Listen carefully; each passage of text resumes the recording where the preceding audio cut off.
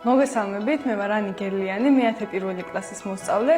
დღეს მე მოვირგე ბიოლოგიის მასწავლებლის როლი. მე და ეთიკო მასწავლებელმა ერთად დავგეგმეთ პრაქტიკული გაკვეთილი, რომლის თემაც იყო პლაზმური მემბრანა, ოსმოსი და მისი გამოყენება ყოფა ცხოვრებაში. ყველაზე მეტად რაც გამირთულდა ალბათ იყო პრაქტიკული სამუშაოების ნაწილი, რადგან ყველა დეტალს ჭირდება დაგეგმვა, თან ისე რომ 40 წუთში მოესწროს და ამავდროულად არ იყოს მოსწავლეებისთვის ძალიან მოსაბეზრებელი.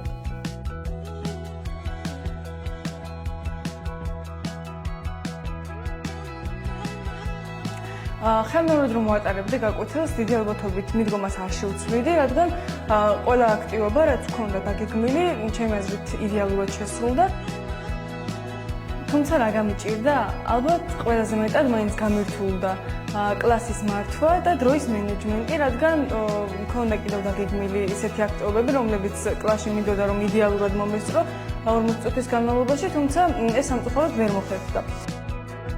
ასევე მინდა მადლობა გადავუხადო ორგანიზატორ პედაგოგებს, ჩემს მასწავლებლებს და ჩემს კლასელებს იმისათვის, რომ მომცეს საშუალება ეს ძალიან კარგი გამოცდილება მიიღო. და არ შემიძლია არ აღვნიშნო დღევანდელი დღის სპონტანური გაგრძელება, რაც კარგი მაგალითი იყო იმისა, თუ რამდენად მნიშვნელოვანია თეორიული მასალის პრაქტიკაში გადმოტანა, რაც ნათლად აისახა პატარების ემოციებშიც. იმდენად გემრიელი იყო მაღაზიაშიც, რომ გამოუშვა სიამოვნებით შევიცენდი მილიონს.